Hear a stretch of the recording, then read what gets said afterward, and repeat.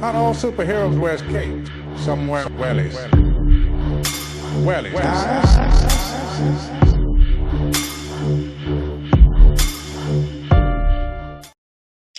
Hello everyone and welcome to the James Conway Experience. We're joined today by an absolutely wonderful woman, a woman that Darren has met previously before. It's my first time to meet her and I'm delighted to have her here in Sligo. Jean Murray, and some of you may know Jean from the very outset of the scamdemic, I like to call it, the mass psychosis. She was trying her best to highlight to everyone that this was the height of nonsense. And thank you very much, Jean, for being brave. Thank you for winding up in court. Thank you for fighting the good fight. And I think it's important that we recognise that there were people who were right and there were people who were talking sense at the time. And now that it's all over, how are you feeling now? Oh, wow. Hey, James, thank you very much for that introduction. It's something that I think about all the time. It's every day, because it's not even over. That side of it was over. What they did to, the people locking people down, taking away our freedom, at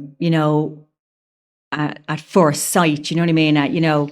All them terrible things that happened, was crazy. But they've just moved it on to a different level now. So you can see it going to a different stage where it's actually, they're setting in place all the mass surveillance. And so kind of like to think about it as they did little pieces at a time, but the main goal was inevitably to take away our freedoms, and our rights. And our land. Have they accomplished a good bit of it already? Oh, absolutely, yeah.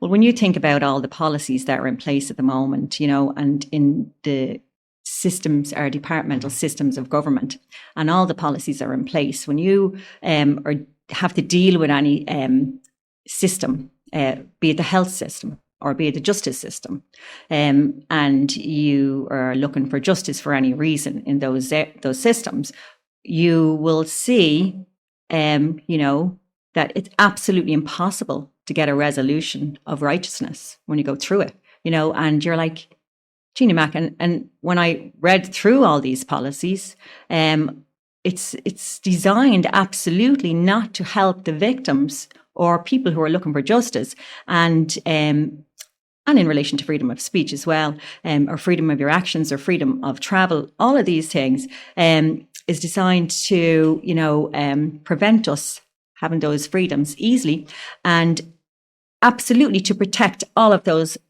policies, and the people who authorize those policies are completely protected, and you're like, how can a person get justice in this, from any issue that you might have then as a citizen, a parent, or a worker,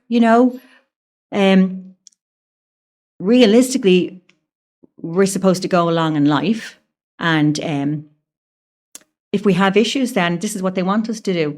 Not have a problem with the issues. Just, there's nothing you can do about that, and just bury it, but not standing up for the issues or the systems that are wrong in our society gives you no resolution. And there has to be resolutions, and the resolutions are based on truth. So, everything has to match up for us to all feel comfortable in our lives that, okay, things are going okay. So in the past 5 years is absolute chaos, because I feel that's the basis of what's wrong with, or what people do get, even if they didn't get the whole COVID scamdemic at the time, they do get there's something seriously going wrong in our systems. What's going on? They know there's something wrong. They can't put their finger on it, I was very, very alarmed with how quickly it went very totalitarian. Yeah. And I'll be truthful about it, how little pushback there was against it. Yeah. To me, that was very frightening. It's a very scary time. I first knew almost immediately there was something very serious, sinister or evil going on. And I tell you why, because I had done my own research about from a personal issue on vaccines prior to 2020. And I was only coming to the awareness and realization about childhood vaccines and the toxins that were in them and the harms that they could cause. And I was like, Jeannie Mac, now I'm 58 years of age. In 2019, my youngest was 15 at the time, and like so my kids now are 35, 36, 30 and 21 now.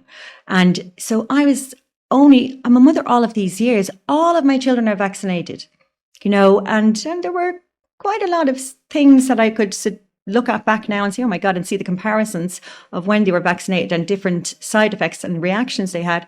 But I couldn't believe that I had gone through this all of those years as a mother without any knowledge of what was in these vaccines and what they were capable of doing. But I did start to research and I did start to discover a lot of things in 2019. So when it came to the March 2020, now I was watching this, the COVID closely because the coronavirus, it was called then, because my son was going, and his wife and my 2 grandchildren were going on their first cruise holiday. And they were going into February. And so we heard the news in January and stuff that, this coronavirus doing the rounds and whatever. And I'm watching this and, one of the first things I noticed that although the news was saying what was going on, there was nothing in our environment to say. So the news was telling you there's a deadly virus going on, but nothing in our environment was showing there was a deadly virus going on, because you would see people, if there was a deadly, fast spreading virus, it would be reaching Ireland as quick as they were saying, you know what I mean? But anyway, there wasn't any evidence about that. But nevertheless, I'm watching the news about this because I was hoping they'd go on their cruise in February. Anyway, they did get to go on their cruise into February and all was well. But when they came back, and I think it was towards the end of February then, things were starting to lock down in America. Policies were put in place, legislation was being put in place to, it was being called a national security threat at the time, the coronavirus, which then they changed to the COVID. And then at that then, obviously looking at the news on the TV again, we could see China, we could see the people, in bags, and we could see Italy then, the people in, body bags, or we could see body bags. We couldn't actually see people. But it just didn't seem real to me because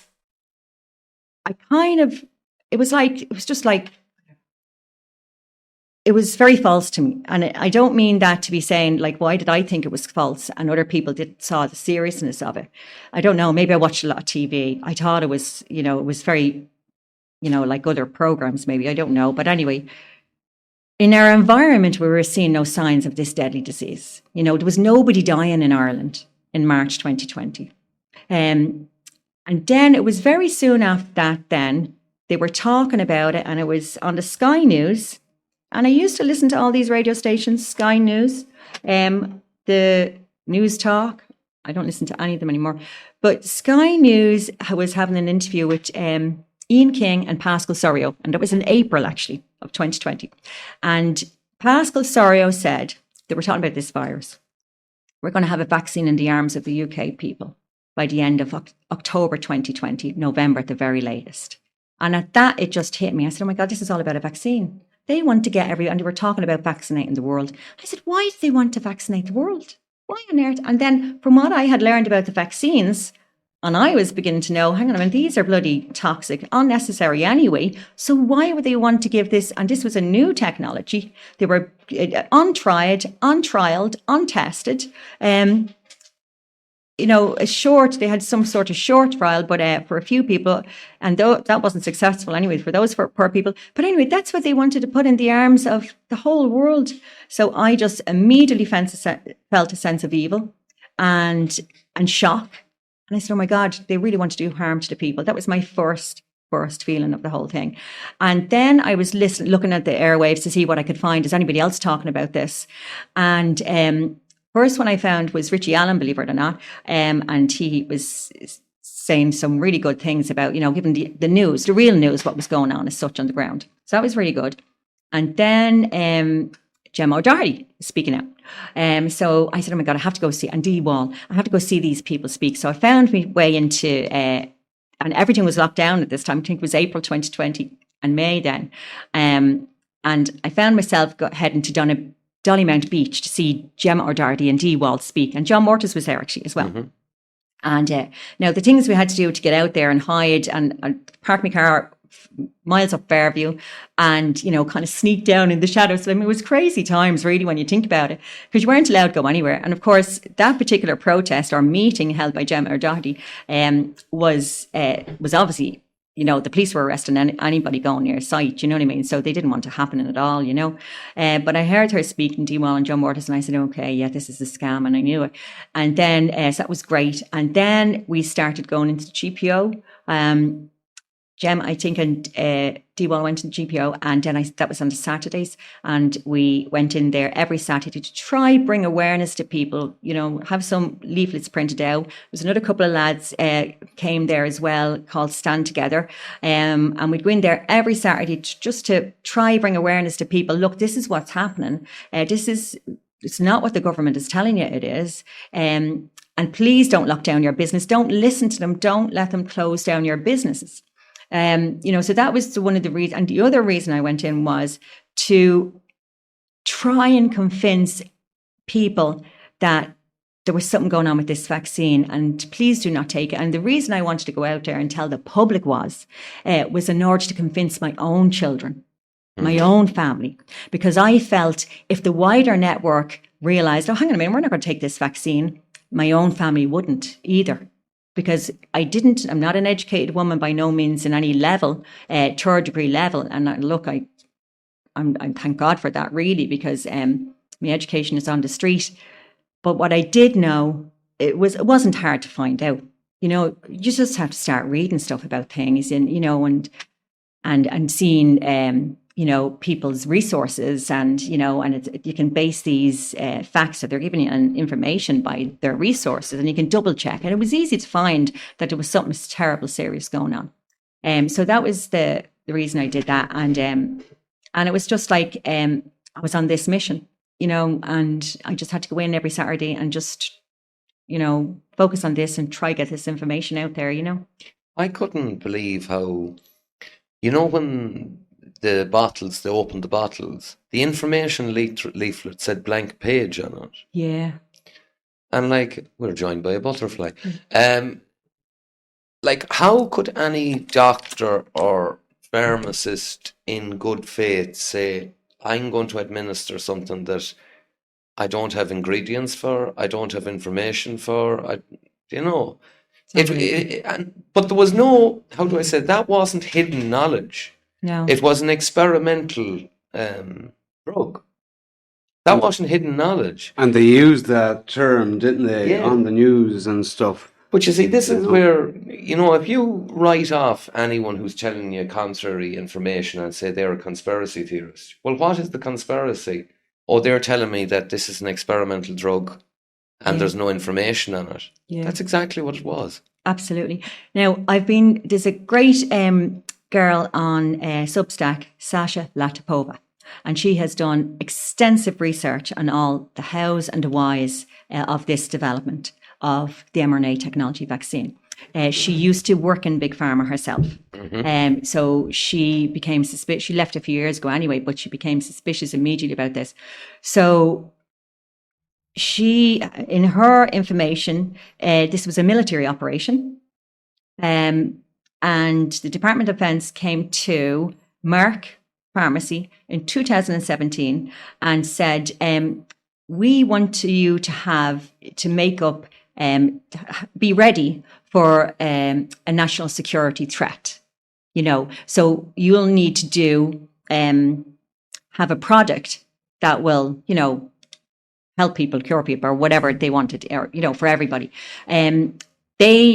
Their national security threat, they had decided was this pandemic. Now, this is in 2017. Now, this was already in the planning, but because they had done the Event 201, but the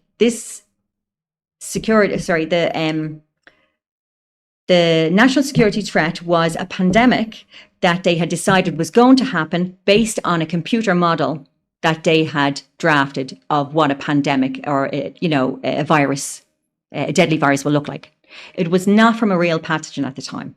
right? So that was, first of all, this was an absolutely prepared operation to have an mRNA technology vaccine in the arms of everybody. And why they wanted to do that is it wasn't for good purposes anyway. Do you know what I mean? And you're right, they didn't have to have the information of the ingredients on these vaccines. And the sad part about it was, and again, you're absolutely right, that, pharmacists and everybody was, that was working at giving these vaccines, you're right, they gave out these vaccines.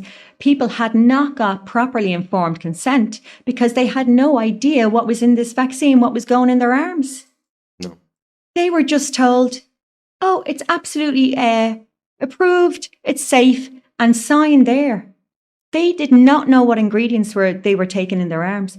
And, God help everybody since then. I think if you knew nothing, we have seen an increase in cancer. We have seen an increase in heart attacks. We have seen an increase in sudden deaths, since 2021. And in the March 2020, they had, based on what happened was with the how they convinced the Irish people, I guess, they decided that, Una McGurk covered this with Eddie Hobbs there recently. They decided, the government gave an order for all of the old people to be removed from hospitals, whether they were sick, cured or dying, God help them, and back into their nursing homes. So it didn't mean whether they had the virus or they didn't have the virus, but they were sent back to the nursing homes because they wanted to free up the hospitals for the income of sick patients, right? And but those poor old people were sent back to the nursing homes and the whole lockdown was on at the time, if you remember, in March 2020, April 2020, and they were isolated. Families weren't allowed in. The nurses or the carers administering care to these people in nurses' homes were barely able to give them what they needed to feed them, and they were left in their rooms by themselves all day long and all night long. So they did start to die because a lot of them then, you see, when you isolate somebody and they're old and there's no circulation, so obviously they're going to develop respiratory issues. And, so then they were getting the medications. And the medications that were being administered, and Dr. Marcus de Bruin has covered this as well, was remdesivir and midazolam. And what did they do? Well, they actually bring on end of life. They break down your kidneys and they paralyze your system, and they cause people to die. So there was a lot of end of care practice put in place, and do not resuscitate put into place for the old people. So then we were having massive deaths in the nursing homes in Ireland, and everybody got very, very scared then, because they thought it was the virus that was killing them. Because again, we got the tests, the PCR tests, which were fraudulent, and they were shown that the people were COVID positive. Some of them were COVID positive, and so. But should God help them? It was just unbelievable. So people easily bought that story and then went along with that. And then next of all, it was the vaccines. Were coming out, and everybody was saying, "We better get these vaccines." So it was just an unbelievable time, absolute unbelievable time. And no official was talking about it. We actually had to go to the hospital there. The hospitals were empty for that whole year, that period after that. And the sad part about it was you couldn't get anybody to speak out in a hospital to say the hospitals were empty, and that's all the workers that was involved in the hospitals. But my daughter fell off. Why do you think that is? Because I've spoken to a few people. Yeah. And they would have been of the same opinion that it was not crowded. No, it wasn't. I actually did a video myself, and many people did. Because they did say the flu and everything disappeared. But there were lots of people actually advised to stay at home and not go seek medical care. And a lot of people then died from those type of complications too, of medical neglect in that way, you know. So a lot of people didn't go to the hospitals for sure, but you probably would have had to go for a break or things if you had no option. I happened to find ourselves in the hospital in 2020. My daughter fell off a horse and she hurt her hip quite badly. And it was completely empty. It was actually Christmas Eve 2020. It was completely empty. The waiting room area, everything was empty. You know, we had a consultant that then came, which had examined by a doctor, a consultant then came to give her scan in her tummy to see did she burst out. I mean, you never heard the likes of it. You'd never get that. Do you know what I mean? There were so many staff available. You know, why did they not tell? I think there was a combination of their own fear and confusion as well. Do you know what I mean? Embarrassment. You know, I'd say a lot of the staff were embarrassed because they weren't busy with this COVID crisis. You know what I mean? So they were put on a pedestal as well. Like, I mean, they were put on a praised pedestal. Yeah. Well, if you candles lit for them at 8 o'clock, and you know the applause thing. Yeah. I mean, so it was probably very difficult for them to turn around and go, well, actually, you know. Yeah. There was the whole lot of it was just, it was unbelievable, you know. But so then they started then with the vaccines then roll out after that. And I think in England, actually, the first vaccines were November 2020 that people start getting them in the UK. And we were shortly behind then in early 21. It was shocking, you know. But at the time when I went in to do the protests, it was an unbelievable time as well. And I'll go back to the evilness of things. There was a sinister feel in the air about it. And because a lot of the times when you're standing at the GPO, and a few times then we went around to Leinster House and wherever we walked, but we were absolutely attacked by people all in black. A lot of them were all in black and their face covered. And I remember one assault, one attack, like, and I'm only an ordinary woman, you know, my mother and I was grandmother, and like, you know, I'm only standing here not saying derogatory things. I'm not saying, you better do this, you better do that. I'm just saying, look, here is information. Go and look at this source. Go and look at that source, as was all the other people that was with me. Do you know what I mean? And we would be very polite, you know, and obviously not aggressive. Have you noticed lately as well? Yeah. It's nearly an insult that's thrown. If you say to someone, do your own research or that, they'll laugh at you and say, oh, you're one of those. Yeah. I'm one of what? Yeah. A person who tells you should inform yourself. Yeah. Like, I'll be truthful, Jean, I look around at the society at the moment, and as I says, I think in that period they were given all the opportunity in the world to show themselves for what they were. It wasn't pleasant. It wasn't pleasant at all. There was an occasion, and I think the lockdowns were over at this stage, and like, you know, there was two women I would have known, well, a lot of women I know, you know, and but I remember seeing this one woman I hadn't seen her in a couple of years, and I was very fond of her in her past. I was in the horse world, you know, we were the mothers around the place, and I bumped into her. Oh my God, I haven't seen her in ages. I went to give her a hug, and she went, oh, no, don't do that. And I was like, okay, right. That just showed me, well, hang on a minute. You know, that's not very, that just like showed me probably what she taught me all the time anyway. Look, I don't like enough to give it a hug anyway. So look, it's grand. The COVID is in. I'm not going to give it a hug. And there's another girl I was very fond of. She was a hairdresser as well when I was young, and a lovely, lovely girl. And I would have been quite close to her as well. And a very similar thing as well at another garage. And I was like, oh God, I can't believe this. And I just found I found that very hurtful. Look, I was grand. I'm thick-skinned. You know, I'm all right. It wasn't the end of the world. But I just thought, hang on a minute. These people pretended that they like you all these years. And then when it comes to an opportunity, you can actually say, hang on a minute, I actually don't want to give you a hug. Look, just tell me you don't like me in the first place. Don't use the COVID as a guise. But it did change people. And, you know, I mean, it was quite sad. I mean, I went into...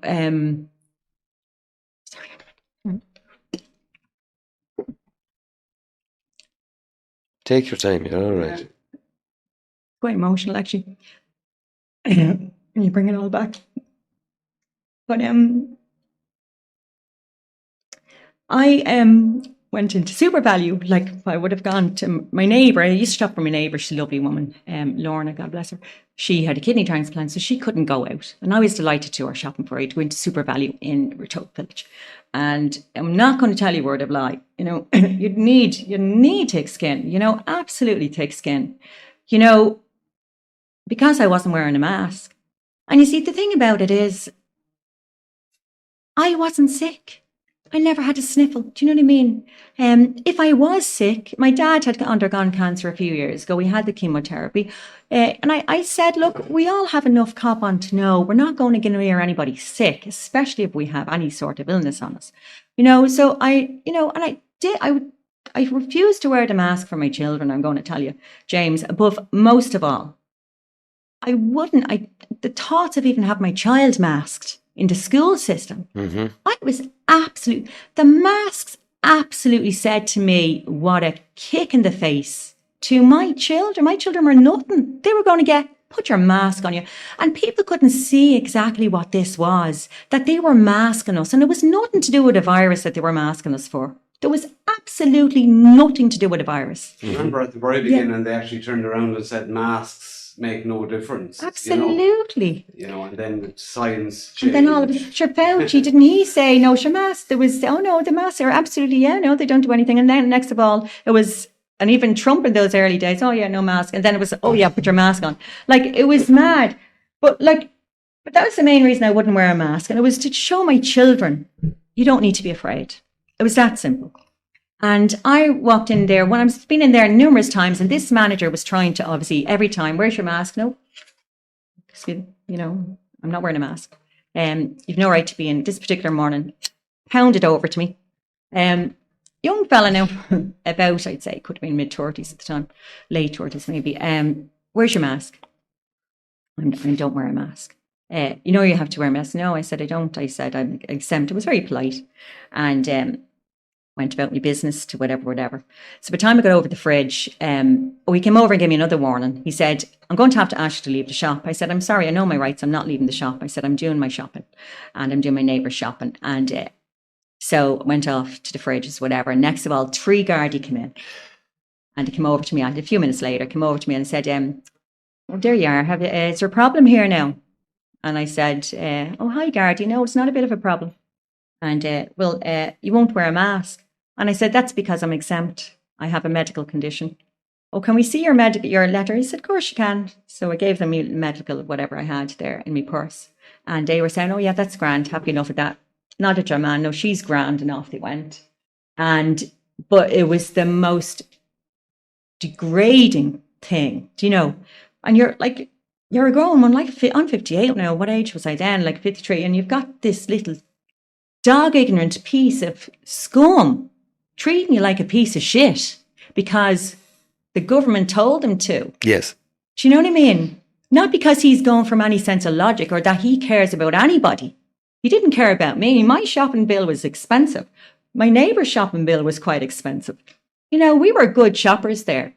He didn't give a damn about me and, as a customer and all this falseness. So we want to look after our customers. A load of, lies. No, basically. the mask is a funny analogy because their masks slipped. Their masks slipped. Do you know? Like I remember we were driving to Ballina one day and we were stopped and the guard says, where are you going? And I refused to engage with them during the period because as far as I was concerned, I thought they were just the dog of the totalitarian state. But she spoke to him. She says, we're going to shop in Aldi. Okay, he says, no problem at all. So went into Ballina and we were stopped on the way home. He says, where are you going? Oh, she says, I was speaking to you on the way. We went shopping to Aldi there. Opened the boot. He wanted to see the shopping. And I thought to myself, Rose has never been in bother, ever, do you know? And there you have someone who's working for the HSE, minding people with disabilities, who's basically being searched to see if she's telling a lie about shopping. It's caught, isn't it? But you see, the danger to me is if you have adults, supposedly intelligent people who are willing, at the drop of a hat, to question everything you're doing, Yeah, no, it's no good. And you see, you're absolutely right, James. The whole thing was scary. The thoughts that you could be locked up Yes. for standing up for righteousness. That was like, that was a big deal for me. I mean, I remember like when I was raising my son and we were growing up, we grew up in Cabra actually. And so Anthony, my son, was in 13 before we left Cabra. And when you're raising your son, you want to make sure, I never want to see my son locked up. I never want to see you do anything that's a crime that will get you locked up. You know what I mean? I would hate to be locked up. Yeah. To me, to go to prison and be in a small cell and be locked up and your freedom taken away from you, it was always a thing for me, and you raise your kids, to be honest and just so that they can live life free. And so for this threat that your freedom was gone was a huge thing for me. And I was like, oh my God, like, what is happening? Like, and it was very like, all those procedures by the police, the Gardaí, it was like East Germany, 1932. Yes. I was reading a lot of books. It was exactly the same tactics. And I was like, how can nobody see this is wrong? How can nobody see this as wrong? And I blame the last, obviously, 40 years, because obviously it's all been designed to subtly get us to do little things each time to give up our freedoms, different little things, that happened. Different big things that happened then that they would put in new policies that would take away your freedoms. The mad thing is a lot of these were actually unconstitutional from the very off. Yes. That's what I couldn't fathom, And why didn't it bother anybody? That it was unconstitutional. Yeah. But it's the totalitarian tiptoe, that's what they call it. It's just little steps all the time.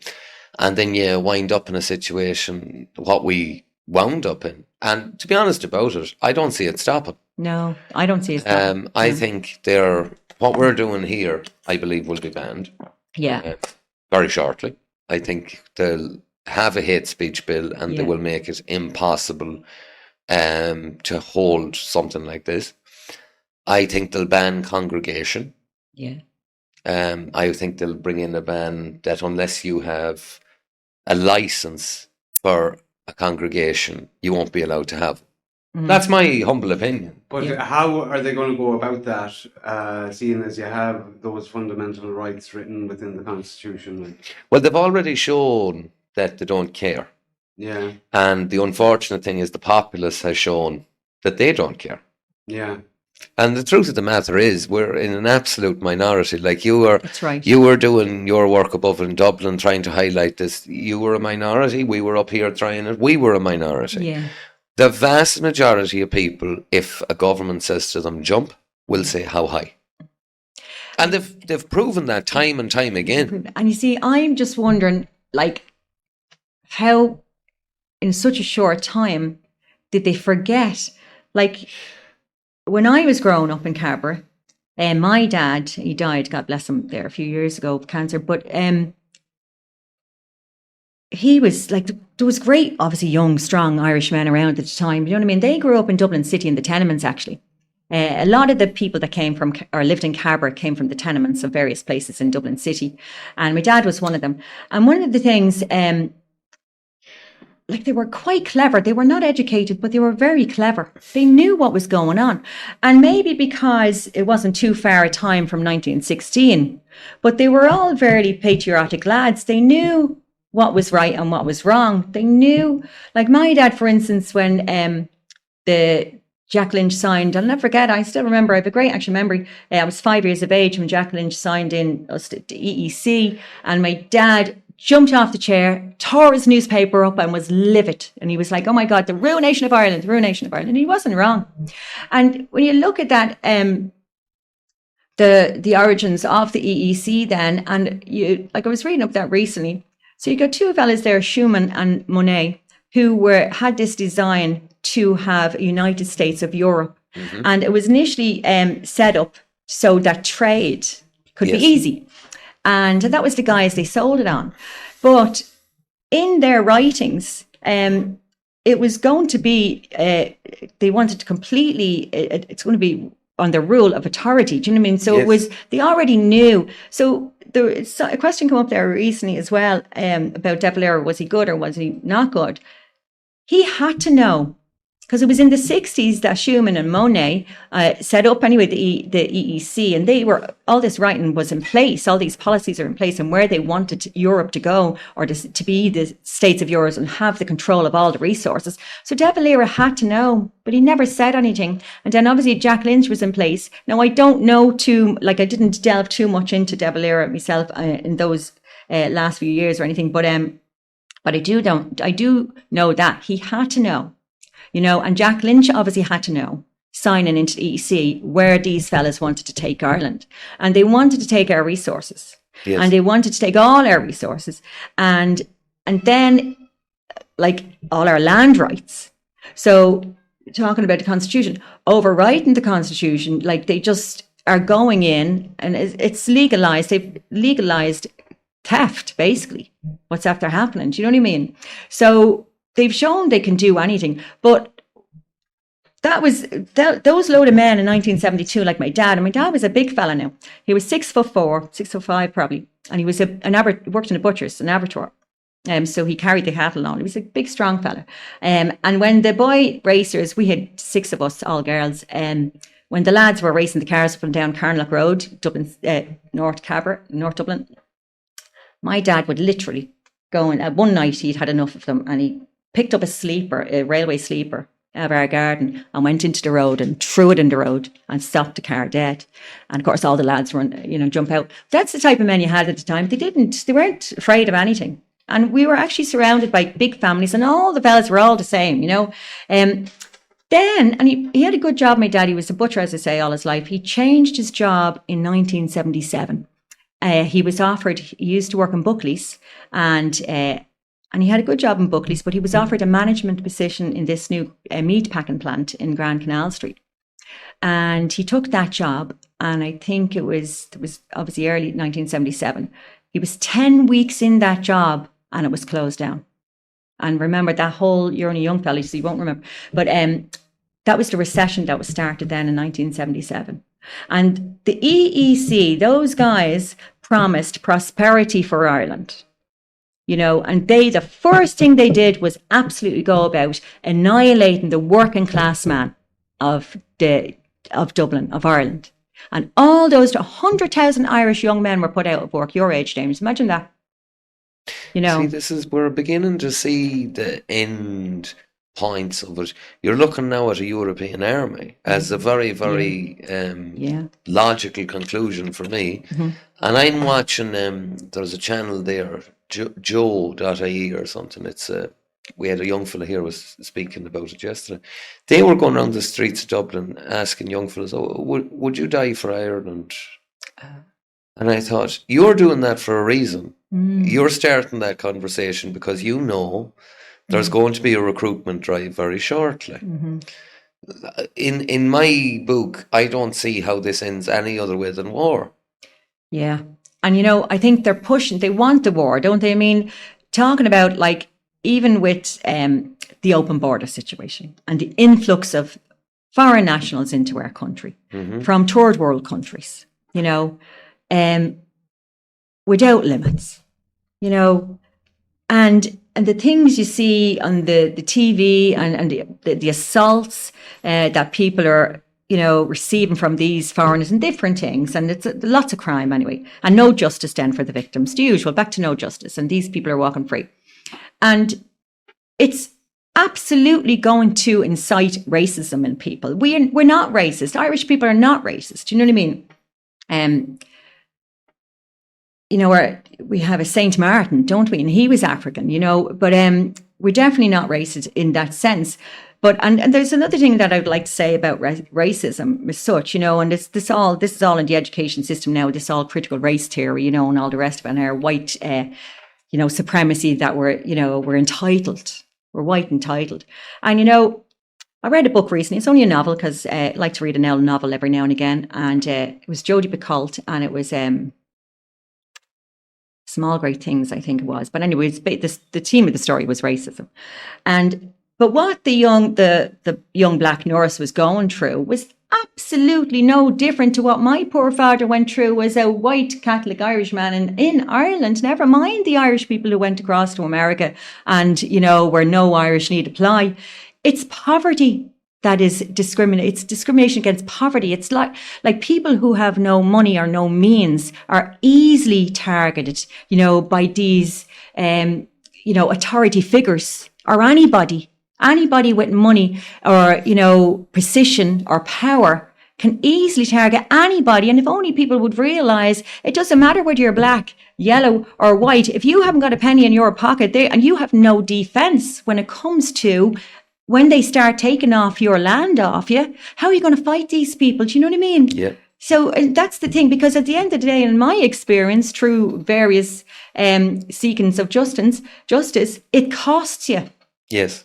It absolutely costs you. It costs you for any things that you might need, reports, assessment, backup, expert witnesses. Yeah. It's thousands. Do you know what I mean?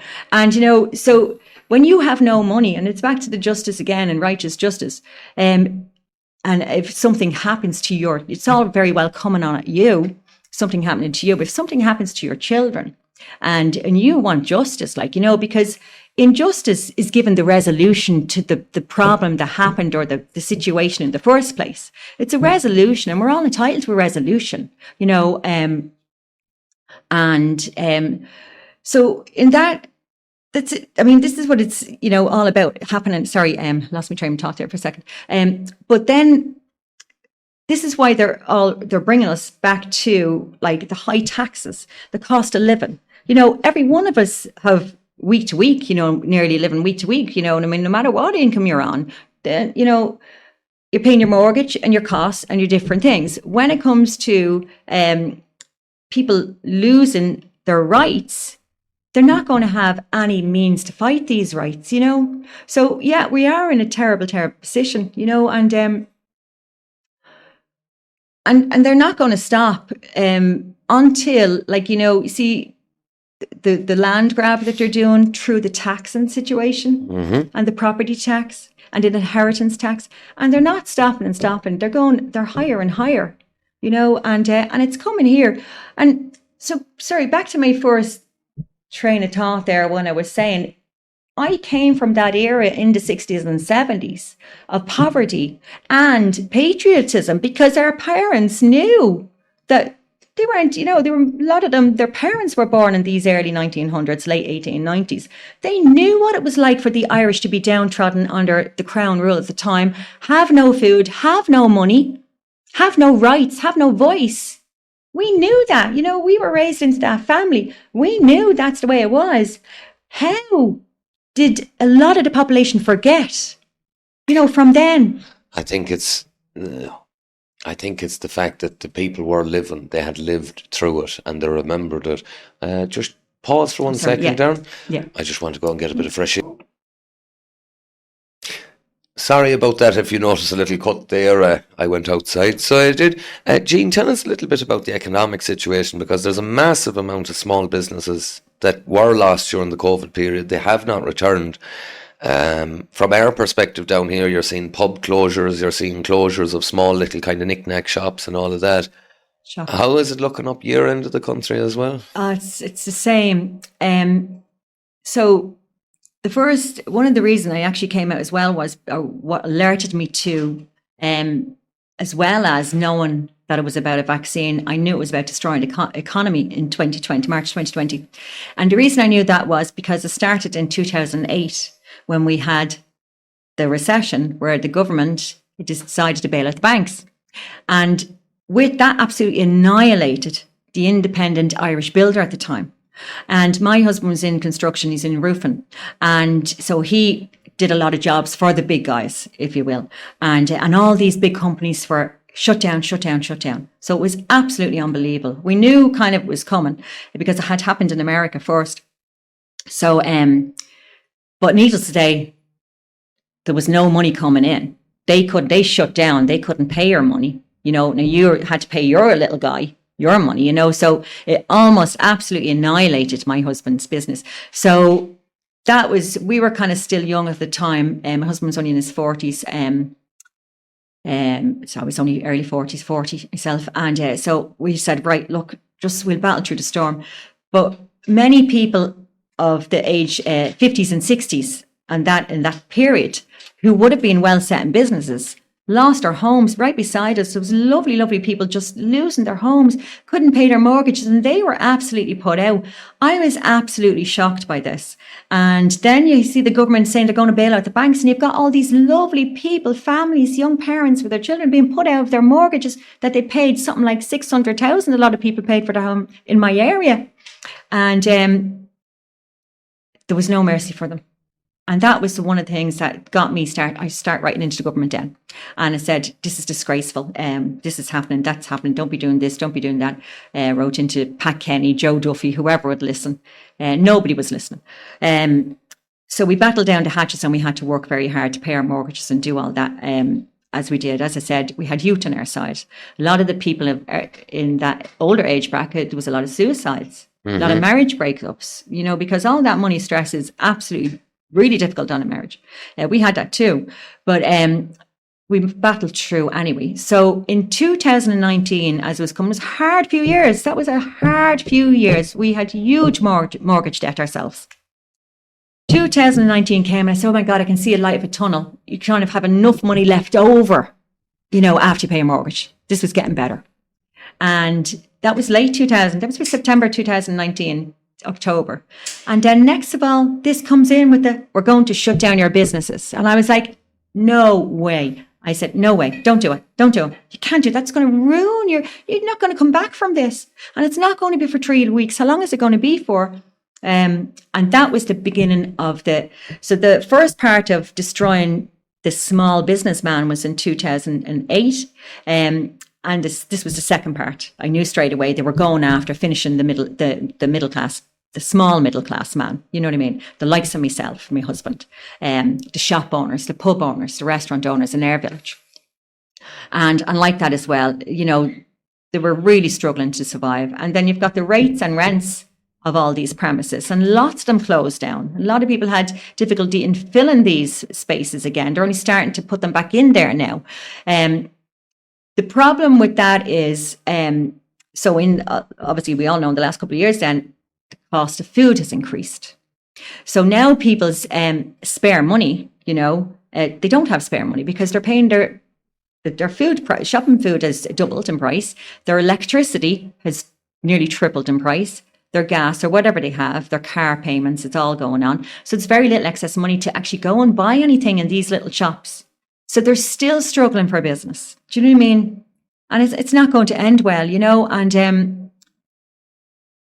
that to me then, and what we know then in different, I read a lot of books on this as well, and it is that it's a transfer of wealth. Yeah. And so all these bigger organizations, companies, like the Amazons and all these places, they were getting all the shopping online, and people were doing all that, and all the small places are struggling to survive. You know what I mean? So it's transfer of wealth, and a lot of small businesses are closing and struggling to survive. And the interesting thing about that is as well. So then, of course, we have the hotels, right? So of course, the hotels were absolutely going to struggle since 2020 closure. You know what I mean? Because the whole tourism was stopped, the travelling was stopped, it was all going on. So that would have set them back hugely.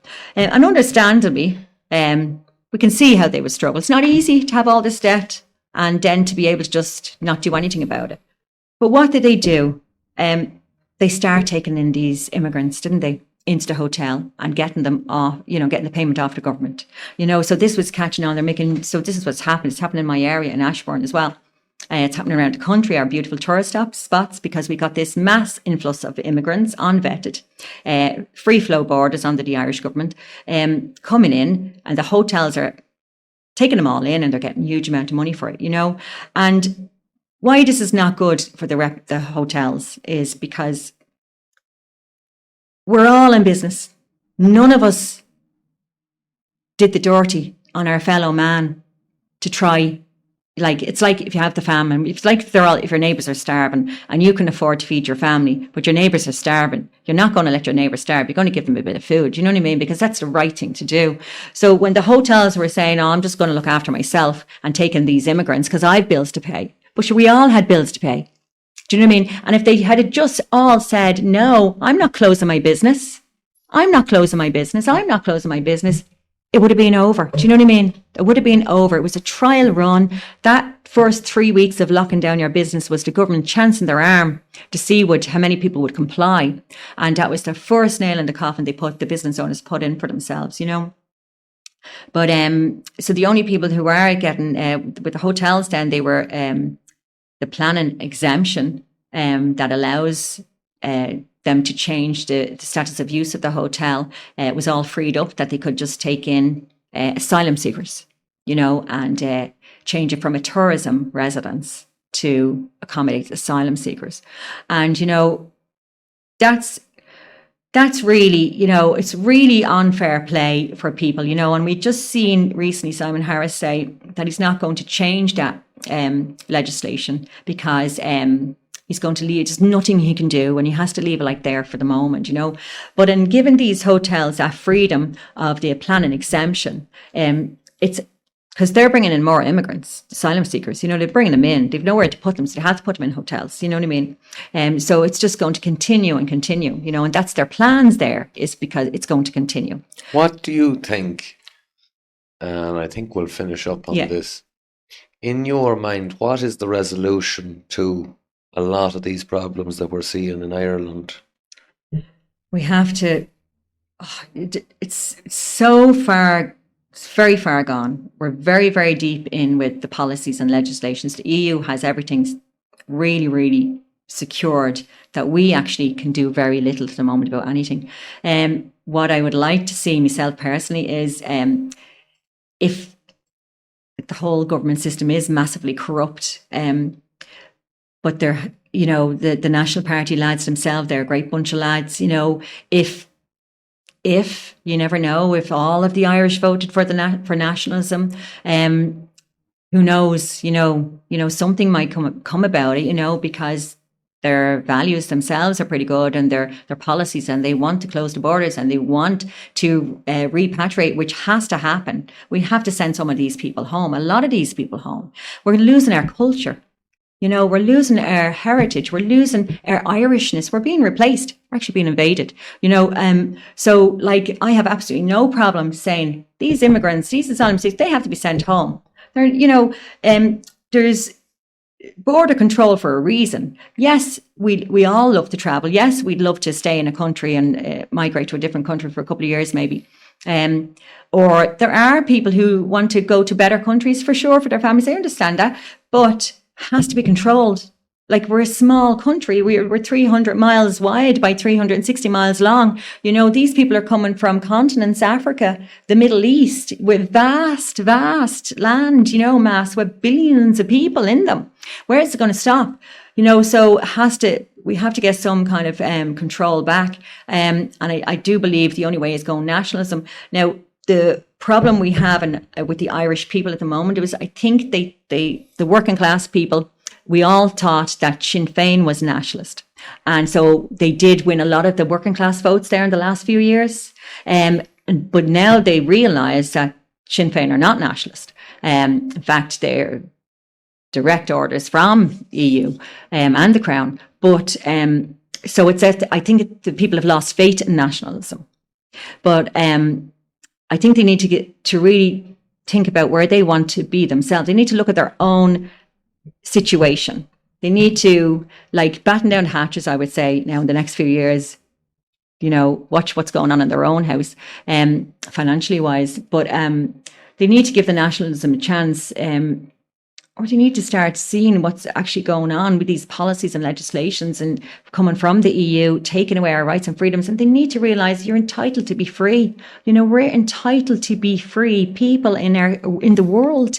And they need to take pride in that and stand up for that, you know, freedom and justice, you know. And if the Irish government can't give us justice at the moment, we need somebody, if it's the National Party, absolutely, to go in and put legislation in place that's proper based on law. As Joe Ducey said, based on law, proper law. Well, Jean, thank you so much for travelling up to us. Not a bother. And thank you everyone for watching and supporting myself and Darren. And we'll hope to have you on again sometime, Jean. Thank you. Lovely. No problem at all, James. Thank you so much, lads, for having me, and Brendan as well. It was lovely.